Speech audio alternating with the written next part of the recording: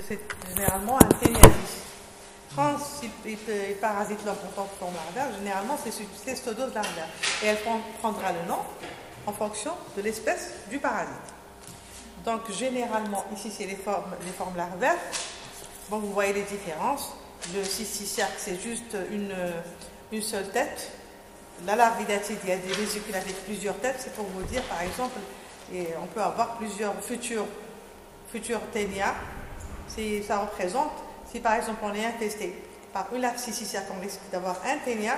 Si on est parasité par la larvidatide, on risque d'avoir plusieurs ténias. Ne pensez pas, nous, c'est le chien.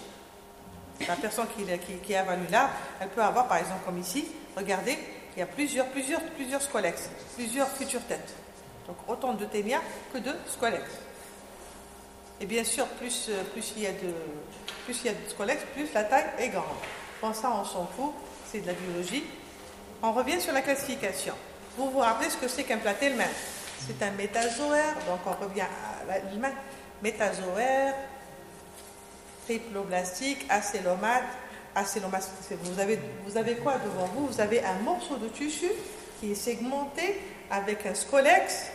Vous avez pratiquement tous les organes qui sont comme ça. Pas d'appareil locomoteur, pas d'appareil digestif, pas d'appareil respiratoire, pas d'appareil circulatoire. Vous avez en tout, c'est un tissu, un parenchyme qui est segmenté avec un scolex, le scolex qui fait office de tête. Et généralement, il n'y a pas deux organes de sens, il n'y a pas de bouche, il n'y a pas, parce qu'il n'y a pas pratiquement aucun organe. Il n'y a que des organes de fixation qui diffèrent selon l'espèce. Et vous avez ce qu'il y a d'appareils fonctionnels, c'est l'excrétion des petits tubules des cellules, ou bien un système nerveux concentré beaucoup plus dans le scolex, parce qu'il doit innerver les ventouses, les organes de fixation, parce qu'elles doivent être bien fortes pour agripper la muqueuse et des filets nerveux. Donc un appareil pratiquement du parenchyme, rien que du parenchyme. Et dans chaque segment, vous avez un appareil génital mâle, un appareil génital femelle. C'est autonome. Chaque segment est hermaphrodite, autonome en quelque sorte. Donc vous avez pour les cestodes qui sont des vertebrats segmentés, hermaphrodites, vous avez les cyclophilidés, les pseudophyllidés, on a vu les différences morphologiques, beaucoup plus. Et vous avez, on a vu le Ténia saginata et Ténia solium, on a vu les Minolepistana et on a vu le Diphyllobotrium, la top comme pseudophyllidés. Maintenant, on va s'attaquer aux vers qui vont parasiter l'homme en tant que forme larvaire. C'est un larve qui va se retrouver dans les viscères de l'homme. Ce n'est plus le ver dans l'intestin, c'est la larve dans les viscères. Et généralement, ces cestozolarvaires, ce sont des zoonoses. Ce n'est pas comme le téniasis, généralement comme le Ténia saginata, il est spécifique à l'homme. Le Ténia saginata ne peut jamais se développer chez le chien ou c'est toujours spécifique à l'homme. Donc il y a une certaine spécificité quand on parle de cestodes adultes. Alors quand il s'agit de cestodoses larvaires, c'est des zoonoses. Généralement, les couples d'hôtes, le couple d'hôtes, hôte intermédiaire, hôte définitif, ce sont deux animaux. L'homme, ici, il est hôte accidentel. Il prend la place de l'hôte intermédiaire accidentellement. Donc on a le Ténia solium, il va donner la cysticercose. On a dit que le Ténia solium, contrairement au Ténia saginata, lui, il peut affecter l'homme en tant que larve aussi. Il est présent dans le digestif, donc il est téniasis. S'il est larve, c'est une cysticercose. Donc quelqu'un qui porte un Ténia solium peut, de son propre ténia, il peut infester son propre hôte et lui donner une larve. Donc il est porteur de Ténia solium. Ensuite, les anneaux vont libérer des œufs. Les œufs vont traverser la paroi intestinale et il va se comporter comme hôte intermédiaire. Donc il va avoir un ver adulte dans son intestin et il va avoir une larve dans ses viscères.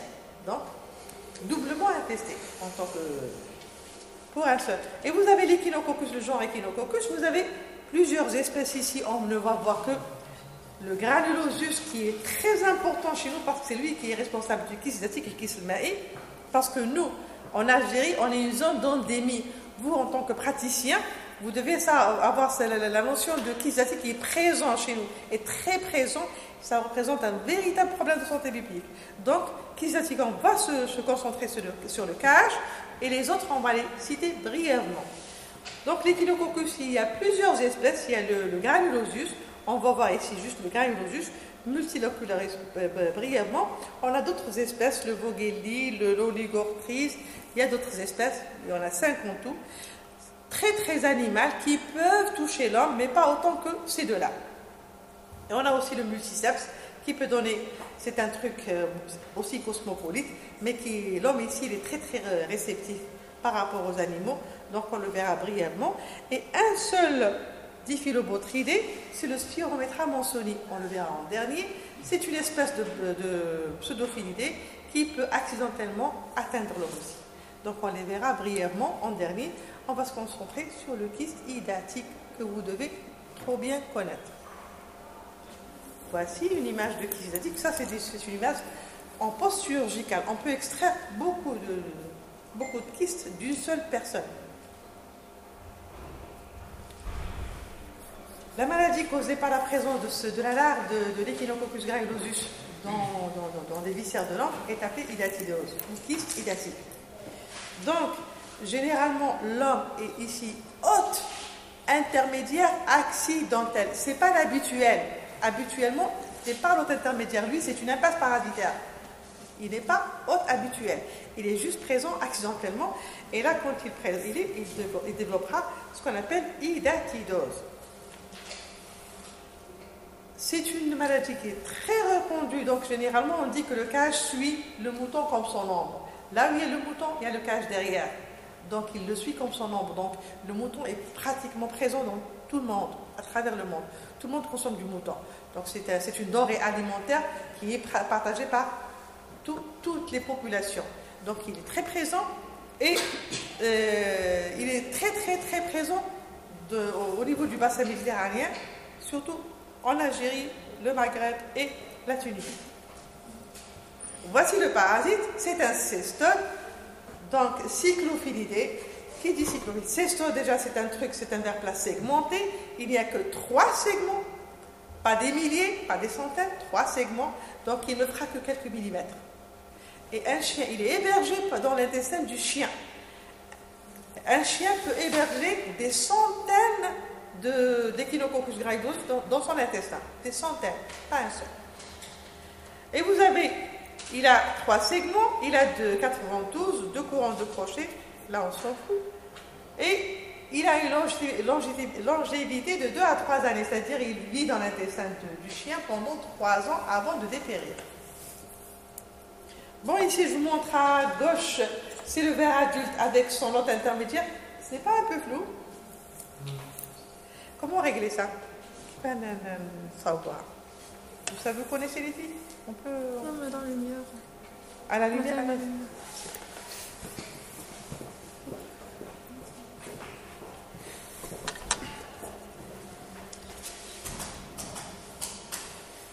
C'est bon? C'est plus clair? Bon, vous avez à gauche, vous avez le ver adulte, vous avez le chien qui est son hôte définitif. À droite, vous avez la larve hydatide avec son hôte intermédiaire, habituellement le mouton. Et l'homme peut prendre la place du mouton. Très bien. Bon, il faut connaître Echinococcus granulosus, ça vaut kyste hydatique. Maintenant, généralement, c'est entre le couple d'hôtes, chien, mouton.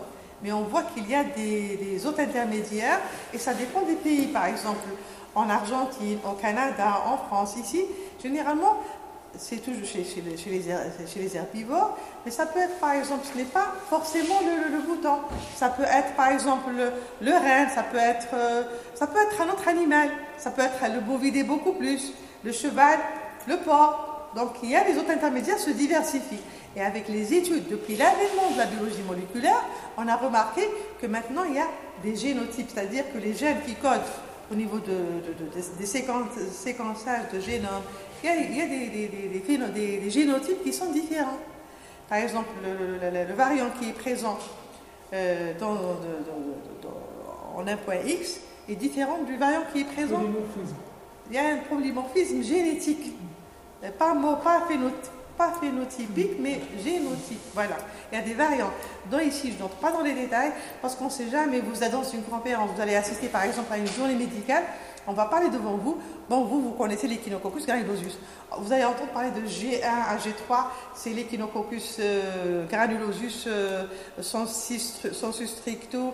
De G5, c'est la souche caméline, c'est équine, c'est porcine, c'est bovine. Donc sachez que ça existe. Mais ici vous n'avez traité que ce qui se passe, que ce qu'il y a chez nous, en tant que futur généraliste. Si vous faites la spécialité ici, c'est très bon d'avancer. Mais pour ne pas vous donner trop de détails, comme ça vous allez bien répondre au contrôle, donc je resterai juste ce qui se passe en Algérie. Donc ici, déjà le terme d'Echinococcus granulosus, on dit Echinococcus granulosus sensus lato. Sensu lato, ça veut dire au sens large, parce qu'il y a des diversités. Après, il y a des espèces, des variants, donc c'est sensu lato, c'est un sens large. Et le sensu stricto, c'est plus spécifique encore. Et dans le sensu stricto, il y a beaucoup de souches. Et la souche ovine, il faut retenir que la souche ovine, c'est-à-dire ovine, ici maintenant les souches et les génotypes, on a remarqué, c'est un rapport, c'est différent, et c'est un rapport avec l'autre intermédiaire. Par exemple, le G1 souche, le variant G1, il est retrouvé beaucoup plus chez les ovins. Donc c'est la souche ovine. Par exemple, la souche porcine, c'est G, je ne sais pas quoi, G14. Donc ici, le variant, c'est beaucoup plus en rapport avec les autres intermédiaires, pas avec l'autre définitif, c'est le même. Les autres intermédiaires changent. Donc il faut retenir la souche ovine qui est très très commune, qui est présente en Algérie. C'est confirmé, la souche qui existe chez nous, c'est la souche ovine du sensus stricto. Donc, et récemment, la souche caméline, qui est un variant génétique de l'Echinococcus canadensis, et qui est présente en Mauritanie dans certains points du globe, est présente en Afrique de l'Est. Et elle a été retrouvée aussi au niveau du sud, de l'extrême sud-est algérien. Donc, on a la souche caméline confinée vraiment dans vraiment l'extrême sud-est. Mais la souche la plus fréquente, la plus commune et qui est retrouvée chez nous, c'est la souche ovine de l'Echinococcus granulosus sensu stricto. Je ne donnerai pas beaucoup de détails. Si vous n'avez pas très bien compris, sachez que c'est un truc, beaucoup de génotypes. On ne sait jamais, vous pouvez faire une spécialité de parasitologie par exemple, et vous verrez le plus. Donc je reviens au cycle, le cycle de vie qui implique le couple d'animaux, chiens, moutons, hôte définitif, hôte intermédiaire. Donc le parasite adulte, le ver adulte vit dans l'intestin du chien. On l'a vu, le parasite, il est très petit, il vit par centaines, dans quelques millimètres. Le dernier anneau, il libère les œufs qui vont sortir avec les excréments du chien. Regardez, il est là, donc il va libérer les œufs. Que vont faire les œufs? Les chiens, surtout les chiens errants, où est-ce qu'ils vont déféquer? Dans la nature, sur les plantations, un peu partout. Donc on va voir des œufs un peu partout. Et d'ici, vous voyez un peu comment ça va se passer pour la contamination de l'homme. Généralement de l'hôte intermédiaire habituel, qui est le mouton, parce que le mouton, qu'est-ce qu'il va? Il va se nourrir d'herbage, de l'herbe qui va être souillée par les œufs. Donc s'il avale les œufs, et l'homme ici, comment il va se s'apester? Surtout les enfants. Parce que généralement, quand un enfant a 4 ans, il avale des œufs, c'est à l'âge de 15 ans que ça va se manifester, cliniquement. Donc, pour l'anamnèse, il faut toujours faire attention, demander qu'est-ce qui s'est passé, ça fait 10-15 ans. Donc, ici, surtout, généralement, quand toute personne, tout être vivant qui est infesté par des parasites dans son intestin, quand il y a cette sortie du parasite, soit une forme de ce parasite, que ce soit les œufs, que ce soit les anneaux, parce que les anneaux aussi, ça peut sortir, ça crée la sensation de cuisson anale. Bon, les petits enfants, les êtres humains, ils ont des doigts, ils ont des mains, ils se grattent l'anus, ça fait mal, c'est une cuisson. Mais le chien, qu'est-ce qu'il fait? Il se lèche le derrière. Donc il va ramener les œufs qui sont dans l'anus, qui étaient collés à l'anus, donc il les ramène avec sa langue, ensuite il lèche ce repelage. Il le fait. Vous voyez toujours les chiens qui lèchent le... Donc il va éparpiller tous les œufs sur le... Que font les enfants? Les enfants vont jouer avec les chiens. Et généralement, ils ont cette habitude de mettre la main dans la langue. Ils aiment toucher la langue des chiens. C'est systématique. C'est quelque chose qui... je ne l'ai jamais fait. Généralement, je vois beaucoup, surtout les garçons qui le font. Mes enfants le font. Mes garçons le faisaient devant moi. Donc ils aiment bien caresser les chiens, surtout au niveau de la langue. Et surtout faire des câlins, ils caressent les chiens. Et les enfants, s'ils sont peu soucieux de l'hygiène, ils peuvent ne pas se laver les mains et aller manger. Prendre l'aliment et mettre les œufs dans leur bouche. Donc c'est là, ils prennent la place du mouton. Surtout les enfants, surtout les enfants. Et les personnes qui sont très près de ce couple domestique chien-mouton, soit par exemple de par la profession, comme les vétérinaires, les bergers, les chasseurs, ou bien par exemple les personnes qui travaillent aux abattoirs. Donc il y a ce contact avec les chiens qui sont infestés, ou bien nous, par exemple, si on consomme des crudités qui sont mal lavées et qui sont infestées. Donc tout le monde est exposé, mais il y a des personnes qui sont plus exposées que d'autres.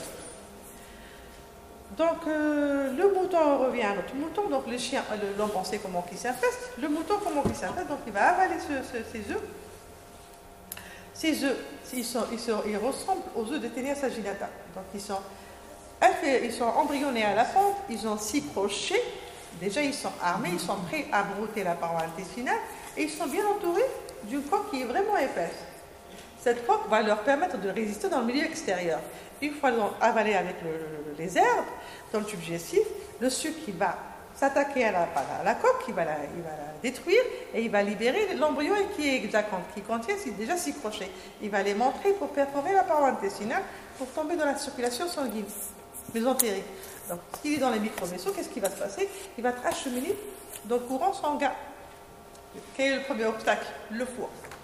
Généralement, premier filtre. Généralement, dans 80, 70, 80%, il est stoppé ici, au niveau du foie. Et là, il va donner une cage hépatique. Le plus souvent hépatique. Donc, au niveau du foie, et ici, c'est une autre paire de manches. Comment ce foie va arriver au niveau de... Comment il va arriver au niveau de... Pour le chien, qu'est-ce qui va se passer? Généralement, au niveau des abattoirs, et surtout, le jour de l'El-Kbir, on va sacrifier des milliers de moutons. Je connais quelqu'un qui fait comme un... C'est bien. Ah, c'est bien. Eh ben, c'est bien.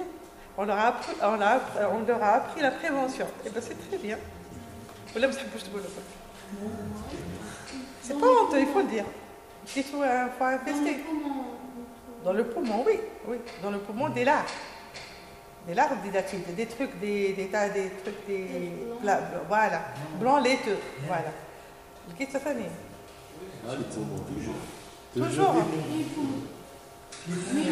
Pourtant, c'est l'espèce qui est ici, généralement, il y a certains endroits où le poumon est plus atteint que le foie, c'est-à-dire la fréquence du cage. Ici, chez nous, c'est beaucoup plus le foie. Dans certaines régions, ici, on parle que certaines espèces auraient une prédilection pour le foie, ça filtre. Ça passe, par exemple, pour le poumon. Il y a toujours des études dans ce sens. Mais généralement, chez nous, c'est le foie. اللي ما بيحبوش يطيشوا الكبده الاخر يشوفوا فيها ليش فيها الواحد. D'ailleurs, même si vous la mangez, vous ne risquez pas une... Qu'est-ce que vous risquez? Une indigestion. Une indigestion. Les ordures, c'est surtout ça. Ne jamais, jamais, jamais la jeter dans les ordures. Parce que si vous la jetez, les chiens vont venir, ils vont se nourrir de l'arbre. Vous aurez bouclé le cycle et vous aurez contribué peut-être à disséminer la pathologie. Donc s'il y a un malade quelque part, vous en êtes responsable. En principe, vous ne devez plus jamais le faire. Et ici, puisqu'on est là, c'est la prévention. Vous devez apprendre à vos enfants, à vos voisins, à votre famille, à vos amis. Vous devez il faut passer ce message. Surtout avant les grandes fêtes, par exemple. Il faut vraiment que le message passe. C'est comme ça qu'on peut diminuer cette forte endémicité, parce qu'on est vraiment endémique. Il faut aller en pédiatrie, en chirurgie pédiatrique et voir le nombre d'enfants qui sont atteints. Vous allez voir faire des stages pratiques et vous allez voir des crises statiques. Des crises au niveau du cerveau, au niveau du foie. Des fois, on doit enlever pratiquement une bonne partie du foie qui est un organe noble, quand même, quelqu'un qui va vivre pratiquement avec la moitié d'un foie. Donc il faut voir, il faut mesurer l'intensité du problème. Donc c'est pour ça que c'est très important d'étudier la chose et de prévenir la chose. Donc si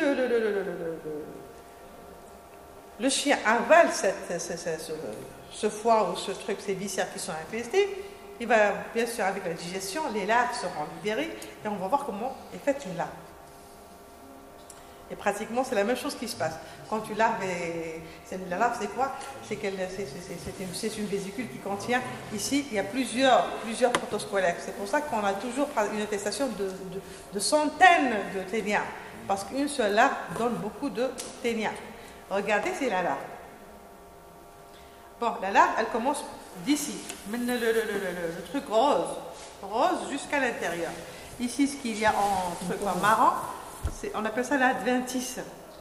C'est de la fibrose qui est produite par l'hôte pour isoler la larve. Vous avez vu le premier cours en généralité que quand on est infesté, quand il y a un truc, une larve par exemple, que fait l'organisme? Il y a les réponses immunitaires. Il y aura des réponses spécifiques et des réponses non spécifiques. Des réponses qui seront aspécifiques envers n'importe quel corps étranger. Il y aura une réponse en formant de la fibrose. Donc de la fibrose pour isoler, c'est pour contrecarrer en quelque sorte ce truc, pour l'isoler et le mettre bien à l'écart, bien à l'évidence.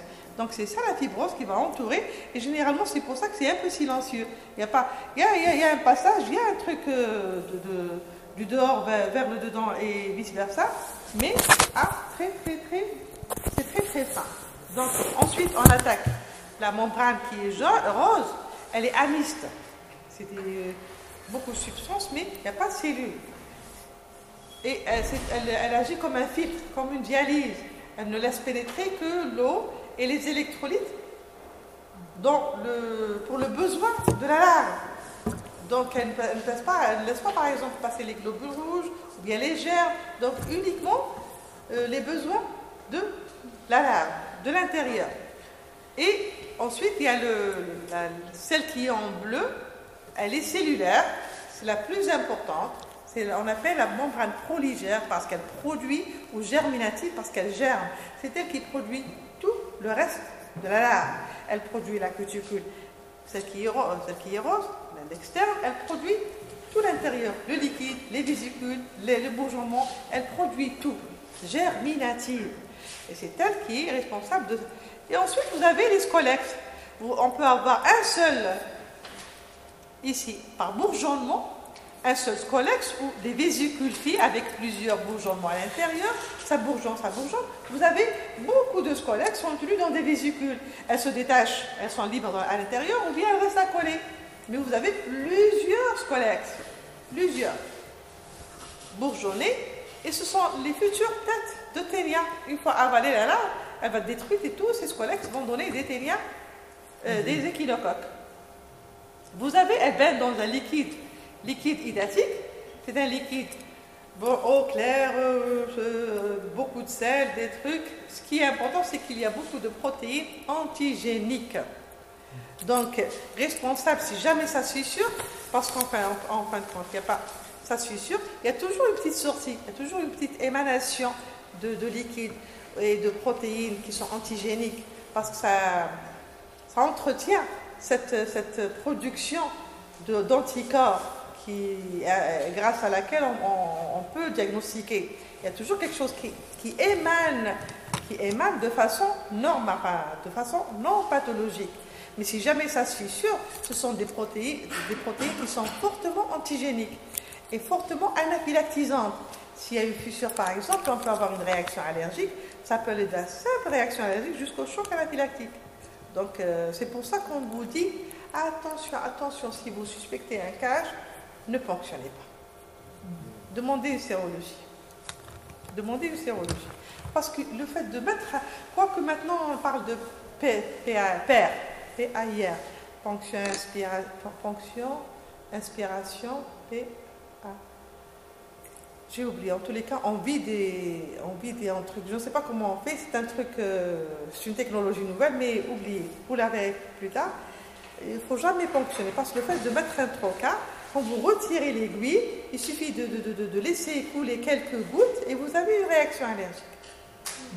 Vous pouvez aussi, en retirant, vous pouvez libérer des vésicules. Donc elles vont essaimer. Donc vous allez être responsable de métastases. Des fois, il y a même l'acte chirurgical peut être responsable, des erreurs médicales, responsable de métastases. Donc vous voyez, c'est vraiment délicat. C'est pas n'importe. Pour vous, praticiens, généralistes, ne jamais ponctionner un kyste jusqu'à avoir la preuve contraire que ce n'est pas un kyste. D'accord. Les modes de contamination, je le répète, certaines professions restent des trucs à risque. Vous avez le contact avec le chien, surtout avec les caresses, surtout les enfants et les caresses du chien. Et vous avez les aliments ou l'eau de boisson qui sont souillés. La clinique, généralement, c'est asymptomatique. Parce que vous avez, généralement, c'est une petite vésicule. C'est un embryon qui va aller quelque part au niveau du foie. Il est minuscule, de l'ordre de micromètre. Ensuite, il va se vésiculiser, il va grandir.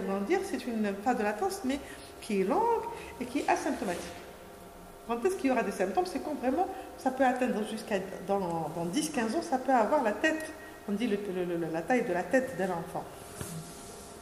Un enfant, c'est pratiquement vous en miniature. La moitié de votre tête, le 2/3 de votre tête. Donc ça peut aller jusqu'à vraiment, c'est vraiment immense. Beaucoup plus mécanique. Beaucoup plus mécanique.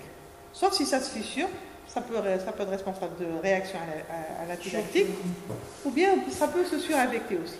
Donc, mais sinon, ça reste beaucoup plus la compression. Par exemple, au niveau du foie, si c'est un truc au niveau du cholédoque, ça peut donner un truc de cholestase avec l'ictère, les urines foncées. Mais bien sûr, il y a des cas urgents. Si on n'opère pas, ça peut perturber la fonction hépatique. Ça peut donner autre chose. Si c'est au niveau de la veine porte, ça peut donner un truc d'obstacle, de retour veineux. Donc on peut avoir l'acide, les œdèmes. Donc ça peut donner des symptômes en fonction de la localisation. Si c'est neurologique, ce sera des troubles neurologiques. Si le kystatique était pulmonaire, on va le voir, c'est aussi des symptômes pulmonaires. Donc le kystatique du foie, c'est le plus fréquent. Ensuite vient le poumon, ensuite viennent les autres. Donc au niveau du foie, c'est généralement beaucoup plus un truc de compression, donc beaucoup plus mécanique. Quand on a de la pierre, c'est surinfecté. Quand on a des réactions allergiques, c'est fissuré. Donc ici, ça dépend de l'état du kyste hydatide. Au niveau pulmonaire, par contre, c'est plus bruyant. C'est plus bruyant. Donc les choses sont là un peu tôt par rapport au kyste hépatique. Donc l'incubation, la latence, elle est moins longue et les signes sont plus présents. Tout simplement parce qu'au niveau du poumon, c'est un truc qui est quand même le pronostic respiratoire dépend beaucoup plus de cet espace aérien. S'il y a quelque chose qui comprime, facilement on a la toux, on a surtout la dyspnée, on respire mal. Donc on n'arrive pas à respirer normalement. Et vous avez, de fait d'avoir, parce que il y a les alvéoles et la richesse vasculaire, il y a le contact vaisseau-air. C'est des petits vaisseaux. Donc le fait qu'il y ait des trucs, des trucs qui sont là, qui ne devraient pas être là, qui sont là, ça peut comprimer, ça peut fractionner, ça peut fracturer le carreau. Voilà, on peut avoir des hémoptysies, de la toux parce que c'est quelque chose, les branches seront remplies, donc de la toux, des hémoptysies, on peut avoir ce qu'on appelle la vomique. Quand c'est fracturé, quand un kyste se déverse, rampe le truc et se déverse, il vide son intérieur dans la branche. Donc si on le fait, si on l'expectore, la personne vous dira, le malade vous dira que j'ai craché quelque chose de salé. Parce que c'est une eau quand même qui est physiologique, c'est une eau qui est pleine de sel, donc il vous dira que j'ai craché quelque chose de salé. C'est ça la vomique. Donc il vous le dira lui-même. Et bien sûr, les signes radiologiques, vous ferez la clinique et vous aurez des trucs. Quand on est devant tout ça, d'abord l'anamnèse. L'anamnèse, il faut toujours chercher, par exemple, c'est quelqu'un qui habite, par exemple, Constantine. Vous lui dites, vous avez toujours habité Constantine. Est-ce que vous n'avez pas habité un milieu rural avant? Vous n'étiez pas dans une ferme où il y avait le couple mouton, il n'y avait pas les chiens tout les entourants, les alentours. Donc il faut toujours chercher qu'est-ce qui s'est passé, ça fait les années précédentes. Les signes cliniques, cherchez s'il y a d'autres signes cliniques. Par exemple, vous avez un kyste hépatique. Est-ce qu'il n'y aurait pas un kyste rénal? Est-ce qu'il n'y aurait pas un kyste cérébral? Donc un examen clinique complet pour chercher s'il n'y a pas un deuxième kyste, s'il y a uniquement ce kyste-là. Cherchez s'il y a une hyperiosinophilie. On vous l'a dit que l'hyperiosinophilie accompagnait tous les parasites qui ont un contact tissulaire. Vous n'allez pas trouver une hyperiosinophilie dans le Teniasis acinata, par exemple. Parce qu'il est laminaire, il est dans l'intestin et il ressort par la muscle, donc il n'aura jamais le temps de contracter les tissus ou le sang. Donc, et beaucoup plus les parasites qui sont grands. Pas les protozoaires. Les protozoaires, rarement l'hyperiosinophilie. C'est surtout les parasites qui sont... Pourquoi? Parce que c'est une mosaïque d'antigènes. C'est beaucoup d'antigènes. Donc, ils vont perturber toutes les réponses immunitaires. Toutes les réponses seront perturbées et il y aura beaucoup plus d'hyperiosinophilie qui accompagne les parasitoses tissulaires. Donc ici, quand est-ce que vous aurez l'hyperiosinophilie? Quand l'embryon, une fois libéré de sa coque, il va traverser la paroi intestinale, une fois il contacte le tissu, les vaisseaux, là commence l'hyperiosinophilie. Elle est là jusqu'à ce que la fibrose entoure le kyste lactique. Ici, elle est présente, mais elle est juste modérée. C'est pas comme les autres parasitoses qui restent en contact tissulaire. Enfin, le contact tissulaire est vraiment présent. Et bien sûr, le bilan hépatique, il peut être perturbé, on peut avoir de la bilirubine, ça dépend, il y a une compression, on peut avoir des signes d'accompagnement, mais ici, ça dépend de la localisation et de l'avancée du kyste. Le diagnostic. Ici, la radiologie, les images radiologiques ont une très grande importance. Il y a des chirurgiens qui opèrent sans la sérologie. Tellement ils sont très experts, des fois les images radiologiques sont parlantes. Donc ils opèrent sans même attendre la sérologie. Ici, même la radio permet de dire quel est le stade évolutif du kyste. Parce que c'est un être vivant, c'est un stade vivant. Parce qu'au bout de quelques années, lui aussi, il dépérit, il se calcifie et ça meurt. Donc il peut vous dire, par exemple, c'est un KH, c'est un truc de stade 1, stade 2, stade 3, c'est calcifié. Si c'est calcifié, le chirurgien ne va pas opérer, c'est déjà mort. Sauf si ça présente, par exemple, c'est au niveau du cerveau, ça dérange. Donc il y a tout un contexte pour prédire l'acte chirurgical ou pas. Si c'est mort et ça ne dérange pas, on n'opère pas. Ce qui serait de règle, c'est la sérologie. Vous, en tant que praticien, vous suspectez, vous faites un prélèvement de sang, vous l'envoyez au laboratoire. Un tube sec, normal, parce qu'on aura besoin du sérum. On va laisser décanter, on prendra juste le sérum. On va chercher les anticorps. On va travailler avec le sérum, donc on cherchera les anticorps. Les anticorps spécifiques, dirigés contre cette. Bon, l'imagerie, c'est pour juger des complications et de l'état. Bon, ici, la cuticule flottante, c'est un truc avancé. Parce qu'il y a toujours un truc d'un décollement de la membrane. Bon, ça, c'est la radio. Je ne vais pas donner des questions sur. Par contre, ici, c'est les méthodes biologiques, ce qui se passe au niveau du laboratoire. Je ne vais pas vous demander l'électrophorèse, on fait les méthodes quantitatives à l'aide de l'électrophorèse et de l'ISA, jamais. Je vous explique. Vous avez, dans les laboratoires, quand on recherche des anticorps, on a toujours deux techniques. Il y a la technique qualitative qui vous montre quelque chose de spécifique, c'est très spécifique. Ici, quand on vous parle, parce que c'est un truc, on met le produit sur un truc électrophorétique, quelque chose qui se déplace. Ensuite, on a un truc qui est spécifique à tel germe. Spécifique, mais qualitatif, c'est comme qualité. Donc ici, quand on vous parle, quand on vous répond présence d'arc 5, c'est le KH, c'est pas autre chose. Qualité. Et d'autre part, on fait des techniques quantitatives. Qu'est-ce que ça veut dire quantitatif? En titre, les anticorps, on dit à quel point ils sont présents. Ils sont présents en faible quantité ou en grande quantité. Ici, ça a un intérêt diagnostique s'ils sont présents. C'est qu'il y a KH, mais l'intérêt, c'est beaucoup plus après la chirurgie. Parce que quand vous faites quand vous avez un truc quantitatif, il est par exemple, c'est un truc de dilution. Les anticorps sont présents à 100, à 1 sur 1200 par exemple. Donc très fort. Vous confiez au chirurgien. Le chirurgien, il va enlever le kyste.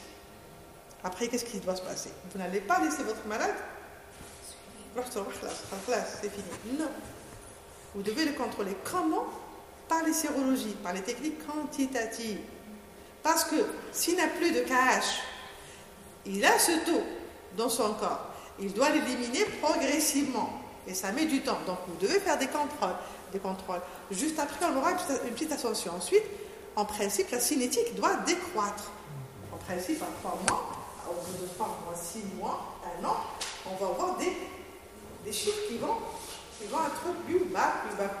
À 18 mois, il n'y a pas de raison pour qu'ils ne disparaissent pas.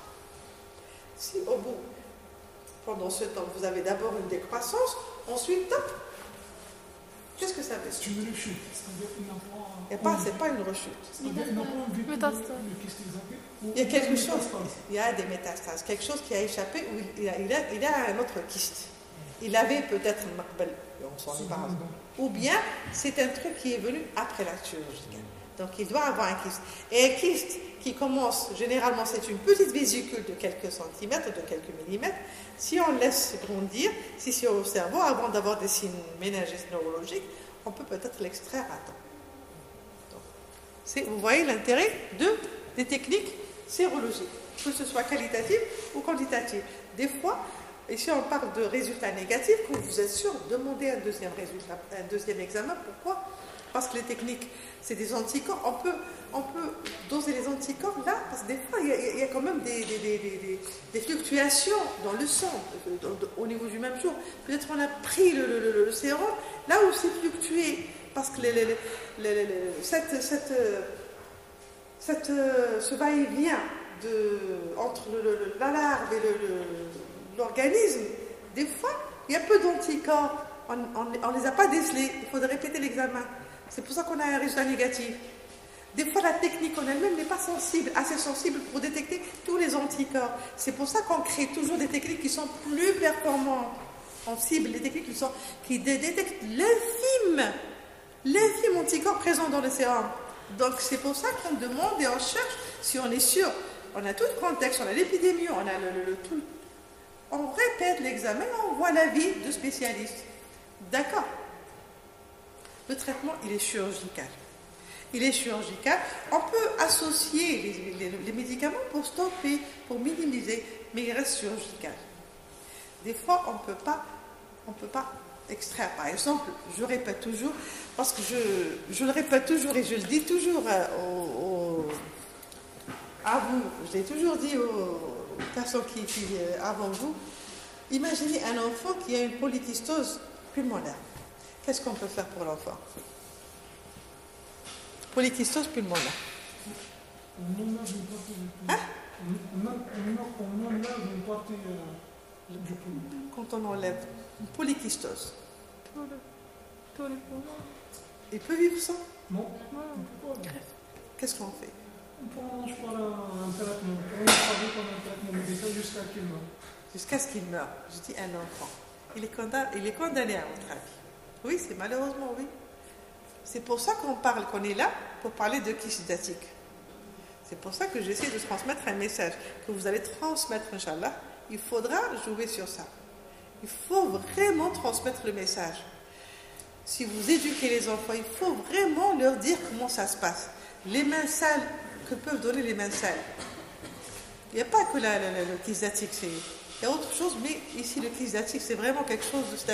Il n'y a pas que, par exemple, quelqu'un qui a un adulte qui a un foie pratiquement on enlève la moitié du foie. C'est quelqu'un qui va, un organe noble, ou bien la moitié du poumon, un poumon. C'est quelqu'un qui va être grabataire, qui ne va pas travailler, qui va être dépressif tout le temps. Il va rendre la vie difficile à tout l'entourage, à toute la famille. Ses enfants vont déprimer. Vous voyez, au niveau de la société, il va vivre aux dépens des assurances. Il ne sera pas rentable. Vous voyez, c'est à court terme et à long terme. Et ça touche vraiment, c'est un contexte vraiment multi-problème. Donc vous voyez l'intérêt d'étudier la chose. Voici une imagerie d'un kyste hydatique. Regardez l'enveloppe fibreuse. Et à l'intérieur, c'est pratiquement comme un ballon. Ici, c'est dégonflé. Le truc, c'est vidé. Ça, c'est un kyste hydatique extrait d'un organe. La prévention. Vaut mieux prévenir que guérir. Bon, abattage des chiens errants, c'est moche. Abattre même un animal, même une mouche, même si on n'aime pas les mouches, c'est toujours abattre un être vivant. Donc il faut faire en sorte pour ne pas arriver à l'abattage des chiens errants. Mais si on doit les abattre, il faut les abattre. Abattre des chiens errants et ne pas avoir des humains malades.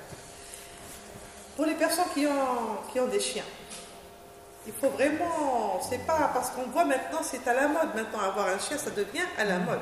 Mais est-ce que ces chiens sont... Est-ce que vraiment ils voient un vétérinaire? Est-ce qu'ils sont vermifugés? Parce que vraiment l'intestin, les chiens, ils mangent de tout.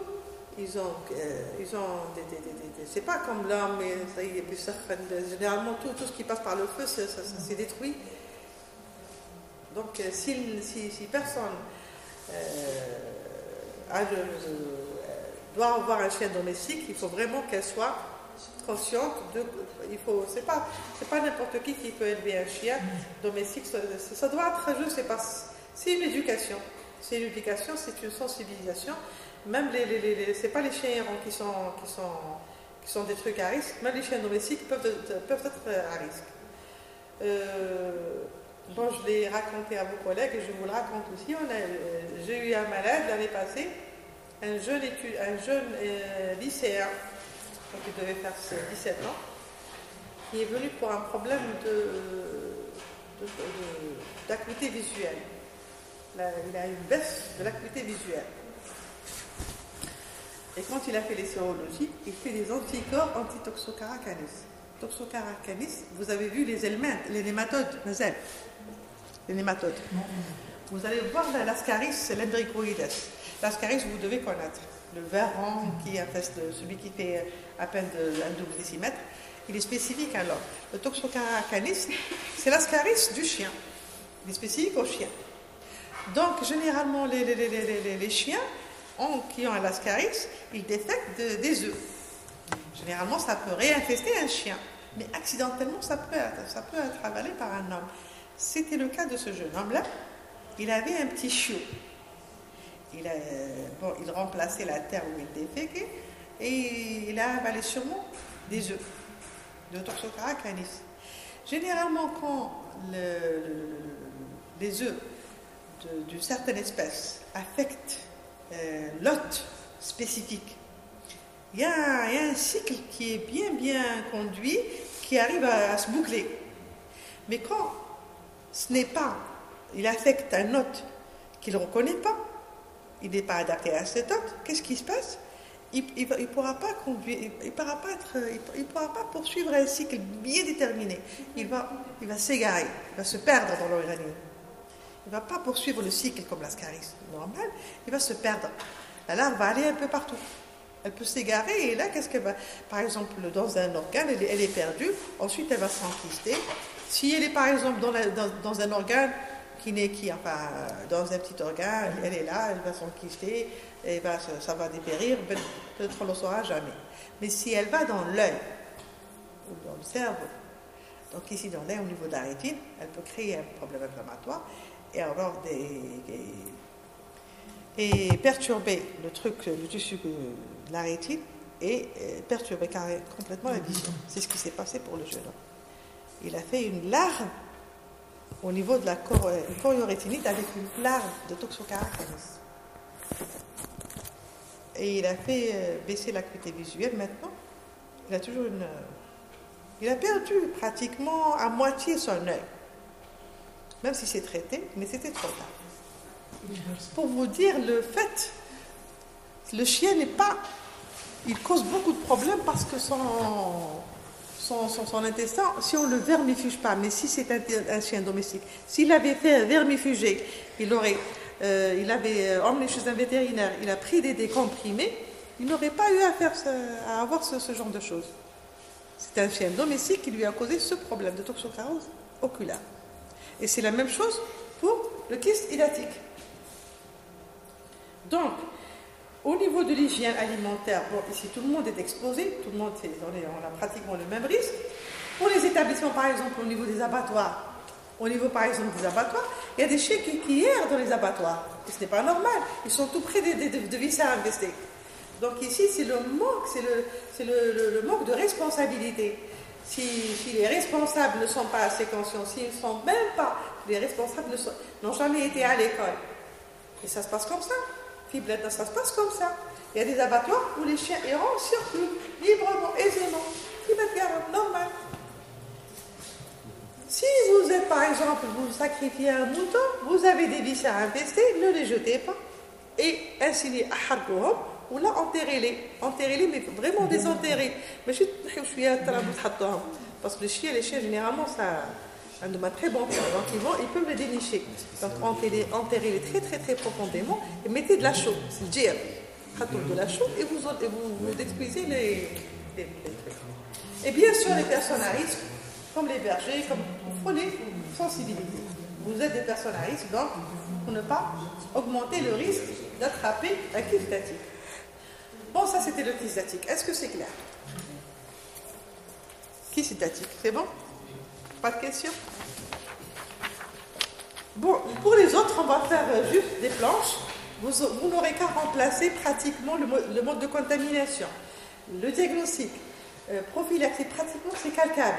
C'est calqué. Il faut changer le nom du verre, de l'hôte intermédiaire, de la larve et de la prédilection de la larve, tout simplement. Il faut juste changer. Pratiquement, c'est le kyste hydatique, mais vous changez à chaque fois. Le deuxième genre de l'échinococcus, c'est le multilocularis. Ici, il n'est pas cosmopolite, il est réservé, surtout sur certains contingents, on le trouve beaucoup plus en Europe, très très fréquent en Europe. Nous, en principe, on est indemne, on n'a pas d'échinococcus alvéolaire, mais qui dit comme un Français ou un Algérien qui vit par exemple en France, vous devez avoir ça en tête. L'échinococcus alvéolaire, ça existe parce que ça se passe généralement, c'est pratiquement le même verre, pratiquement. Mais ici, le note définitif, vous le voyez, c'est pas un chien, c'est un canidé, mais sauvage, c'est le renard. Notre intermédiaire, c'est un rongeur sauvage aussi. Donc ça se passe au niveau des forêts. C'est surtout pour les forêts, il y a beaucoup de chasseurs. Non, on n'a pas de chasseurs. On n'a pas encore ce civisme. Enfin, c'est un plus en quelque sorte, mais on ne fait pas beaucoup de chasse. Donc ça se passe beaucoup plus en Europe. Certains pays comme l'Europe. Et là, on peut remplacer le rongeur. Donc, il est développé ici. La localisation de la larve, c'est au niveau du foie. Uniquement au niveau du foie. On ne peut pas avoir une échinococcus alvéolaire au niveau du cerveau. Là, ça c'est stoppé au niveau du foie. Regardez pourquoi c'est méchant. C'est très méchant. L'hydatite, pratiquement, c'est la même chose que la larve hydatite. Seulement, c'est pas un ballon gonflé. Ici, vous voyez la cuticule externe qui est anise. Et ici, elle est continue. Elle protège bien le ballon. Pour l'échinococcus multilocularis, elle est discontinue. Et comme si elle est discontinue, regardez ici, la membrane proligère, la bleue, elle peut faire saillir. Donc elle peut s'extérioriser avant qu'il y ait ce fil. Donc elle peut s'extérioriser et donner des prolongements. C'est pour ça que c'est racéneux, c'est un peu. Et la fibrose, donc elle suit ces prolongements. Et comme c'est au niveau du foie, donc c'est pratiquement tout le foie qui est fibrosé. Foie fibrosé, c'est la mort. C'est pour ça que le pronostic est fatal. Et c'est pour ça qu'on a, quand on fait généralement des coupes en post-mortem, ça se passe beaucoup plus après la mort de la personne. Regardez, l'image, on dit c'est alvéolaire, c'est beaucoup d'alvéoles, et ça ressemble à un pain d'épices. Vous voyez, quand on coupe un pain d'épices, vous avez beaucoup d'alvéoles. Ça ressemble à, il y a beaucoup de trucs, c'est découpé dans beaucoup de, il n'y a pas une seule vésicule, il y a beaucoup de vésicules. La cystocércose, vous devez connaître. Bon, qui est l'ordre définitif? Le ténia solium. L'homme, très bien. Qui est l'autre intermédiaire? Je ne sais pas. Et l'homme ici, il est quoi? Accidentellement. Comment? Intermédiaire et définitif en même temps. Il peut avoir un ténia 10 et son propre ténia lui donne cystocércose. Comme il peut carrément avaler l'œuf et ne pas développer un ténia et carrément une cystocércose. Donc, deux cas de figure. Et ici, la larve, le Cysticercus cellulosé, a une prédilection pour certains tissus. Œil, cerveau. Même la peau, mais surtout œil, cerveau. C'est pour ça que c'est grave. Parce que l'œil et le cerveau. Parce qu'il y a des zones qui sont inaccessibles au cerveau pour la chirurgie. Et ça pose problème pour le traitement. Pour les diagnostics, la prévention, le diagnostic, traitement, c'est pratiquement la même chose, c'est toujours calcable la sénurose. La larve, c'est le sénure. La sénurose, ça se passe entre le chien et le mouton. En principe, ça devrait exister dans le monde entier. C'est parce qu'on a le chien et le mouton. Mais ici, l'homme, il est moins réceptif encore. On trouve très peu de cellulose. J'ai vu des articles, on a eu une cellulose au Maroc peut-être. Très peu de cas. Pourtant, le couple est là. Ce mouton, mais l'homme, il est moins réceptif. Pas comme le cage. Je crois c'est tout le temps accidentel, et il est vraiment très peu réceptif. Regardez, c'est le sénure.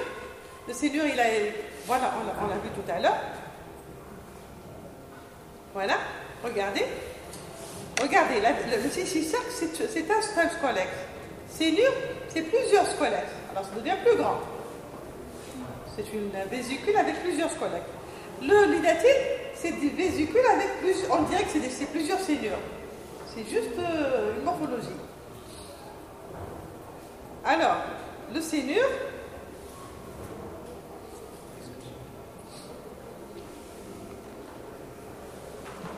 Voilà. La prédilection de la larve, c'est au niveau du cerveau. Donc, un mouton qui a le sénure dans son cerveau, on dit qu'il est atteint d'un tourniquet. Pourquoi? Parce qu'il fait tout le temps. Il tourne la tête, c'est le tourniquet. Il tourne la tête parce qu'on dirait qu'il veut dire que j'ai quelque chose dans la tête. Il ne peut pas le dire. C'est ça le tourniquet chez l'homme. L'homme peut, accidentellement, mais c'est très très très très rare. On arrive à l'asparganose. L'asparganose, c'est un diphylobotridé. Voilà, c'est un pseudobotridé. C'est pas un cyclophilidé, donc si on parle de pseudophilidé, on a deux autres intermédiaires. Oui. La larve infestante, c'est la plérocercoïde, qu'on peut appeler aussi sparganone. C'est une dénomination. Quand on vous dit sparganone, plérocercoïde, c'est kiff. Donc le ver est appelé Spirometra monsoni. Spirometra monsoni. On ne va pas vous dire quel est le ver. Spirometra monsoni. Donc juste retenez-le. Spirometra monsoni, c'est un ver qui affecte le couple, plutôt le couple chien-chat, c'est l'ordre définitif. Mais pour l'autre intermédiaire, on a deux. On a la grenouille autre intermédiaire. Ensuite la grenouille est avalée par le serpent, c'est lui l'autre intermédiaire numéro 2. Généralement, c'est comme le poisson, c'est quand on consomme du poisson mal cuit, on consomme du serpent mal cuit. On peut avoir une cétose larvaire. Mais ici, regardez, je vous ai montré un truc, un œil. un œil avec une larve. Je vous ai dit que la larve des pseudophilidés, elle n'a rien à voir avec les larves de cyclophilidés. Les autres, c'est des vésicules avec des scolex. Ici, c'est un truc vermifore. Regardez, on l'a extraite d'un œil. Tout simplement, même que ce soit l'asparganose en elle-même, viscérale, l'asparganose céstosolarvaire, elle n'est pas commune, elle n'est pas, généralement parce que nous, on ne consomme pas de poisson. Généralement, c'est toujours le sud-est asiatique. Voilà. Ils consomment beaucoup de poissons mal cuits, donc ils sont sujets, ils peuvent développer une sparganose. Sparganose, c'est un rapport avec un sparganum. Et on a aussi le cas de sparganose oculaire. C'est quoi? Au moment où certains charlatans, quand ils traitent tout ce qui est mode, par exemple, un problème d'œil, baisse l'acuité visuelle, une myopie, et on va voir des charlatans, qu'est-ce qu'ils font? Ils prennent une grenouille. Déjà, une grenouille, une grenouille, ça, il écorche vif, يحطوها حية يحطوها الجرح يحطوها على l'œil derrière le mal par l'œil. Elle est déjà infestée. La grenouille est infestée, donc la larve elle passe des tissus de la grenouille au tissu de l'homme et elle continue son développement pour donner un truc. La larve, elle est au niveau de l'œil, c'est la sparganose oculaire, donc elle est rencontrée dans certaines zones du sud-est asiatique. Ici, l'axe chirurgical, on enlève le truc et c'est tout. Généralement, c'est les tunnels de l'œil. C'est externe, c'est pas interne. Mais ça peut avoir, si je ne sais pas profond, ça peut avoir des inflammations, un truc de kératite, donc ça peut être même une uvéite. Donc ça, c'est la sparganose. Et on aura terminé. Est-ce que vous avez des questions? Vous avez des TD le 8, 9, 10. La présence est obligatoire. Oui, 9, 10. La semaine prochaine. Le matin. TD de... Oui, on va vous préparer pour le contrôle. Donc, TD pour le matin,